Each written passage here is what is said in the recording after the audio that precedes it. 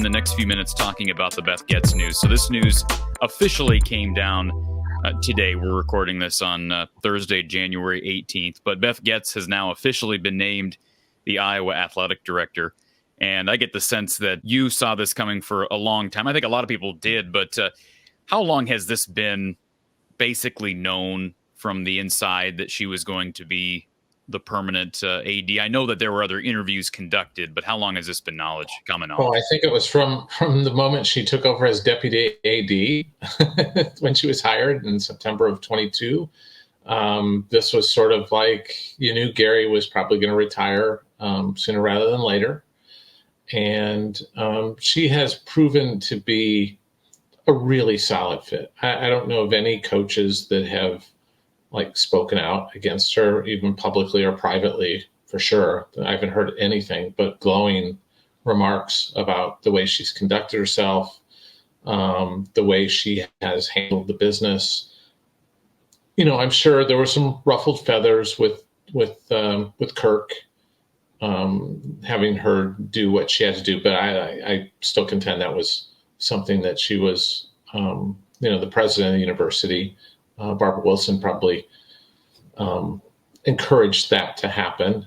And let's be honest, the agreement that Brian signed was not fulfilled. He didn't hit the markers. So, it was pretty apparent at the end of October that was not going to happen. So, other than that, I think the big thing she's done, Cory Brada was always kind of arm's length with the Iowa Swarm collective and not really embracing what needed to be embraced. And one of the first things Beth did was embrace it and show up to events and speak out in favor of it and encourage donors to give to it. I mean, that alone, and then with that gesture, bringing in all of the sports instead of just 3 sports. So I think she has just, she's done a terrific job. The thing that impressed me the most about her, though, was how she's handled this. There are a lot of people in her position as an interim AD that would have moved all their stuff into that athletic director's office. She refused to do that. She wouldn't have moved in until today when she officially gained the title. I'm not even sure she moved in today or not, but that just shows you that she wanted to go out and earn the job. She didn't want to be gifted the job. She had a job to do, and she's done it. And I think she's terrific.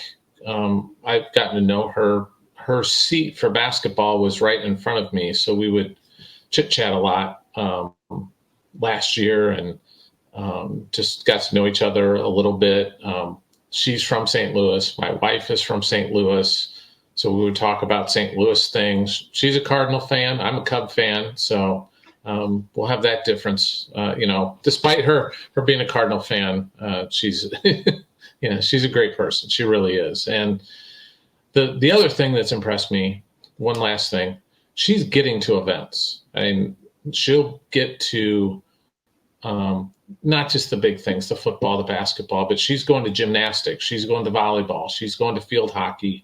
We had a long talk about field hockey one day, that she had gone there and she was enjoying going to the games and learning about the sport, and because she'd never really kind of been involved with it. So it's just really impressive that she is accessible, and she's one of the best listeners that I've ever been around.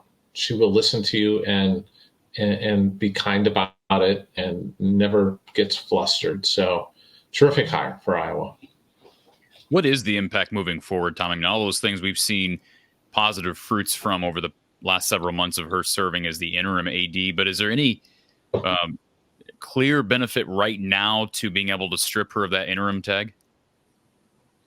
I think it just gives stability. And now she can go hire a deputy AD. Maybe that's a promotion from within to somebody like a Matt Henderson or somebody like that who could elevate into that upper role. But she's going to have that decision that she's going to have to make as kind of having a right-hand man or woman that will stand, next to her and and help her guide the athletic department. I think that's an important role that they've developed over the years, going back to when Kansas State athletic director Gene Taylor was in that role, and that was the initial thing to kind of help Cory Brada, and I think it's worked really well. Barbara Burke served in that role, and now Beth. So she's going to have somebody she's going to elevate. And I think the other thing is, I like her stance and the way she's embracing the change of college athletics in an era when the change is going to be coming even more, where you're going to, within the next 5 years, I think we're going to have revenue sharing. I think that's it's inevitable. What's going to happen is student athletes are going to share in some of that media rights revenue. They're just going to. So it's going to happen. And I think all these NIL things are going to go in-house. It's just an eventuality that's going to happen. So I think she understands that. I think she gets it. I think she's embracing it. And that's a positive, because I'm not sure Gary would have functioned well in this new environment. And I think he probably knew that as well.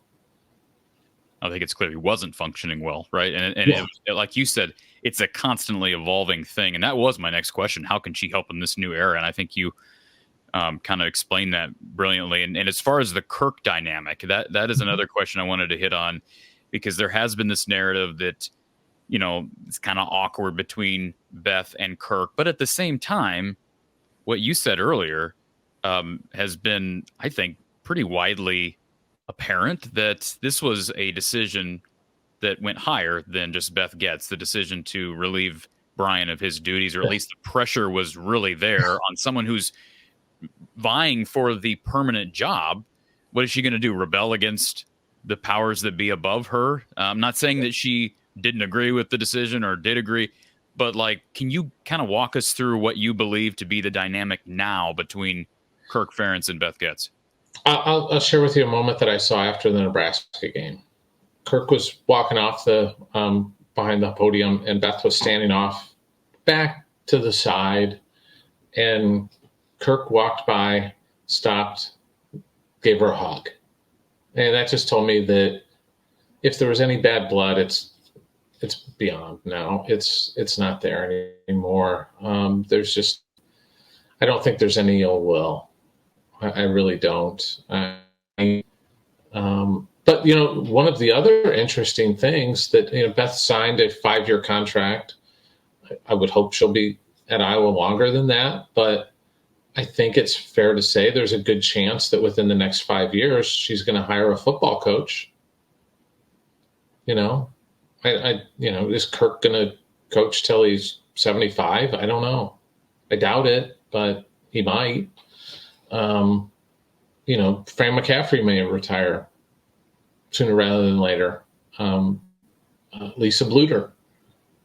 She's going to have potentially, if she stays for, say, a decade, she's almost certainly going to be hiring coaches in all 3 of those sports. Now, maybe she might elevate rather than hire somebody, in women's basketball, like, say, Jan Jensen would like to be considered for the women's basketball job. Maybe she ends up getting that, but maybe they look outside. And I think you have to. I think you have to look at all your options. But that's going to define the Beth Goetz tenure, I think, is if she has to make any of these hires, what do those hires look like? Who does she hire? Because that's how you define an athletic director. It really is. Because if your football program goes down the tubes and you make a bad hire, they're going to come for you. They just are. Rick Heller's no spring chicken anymore. He's he's true. been around for a while. It's true.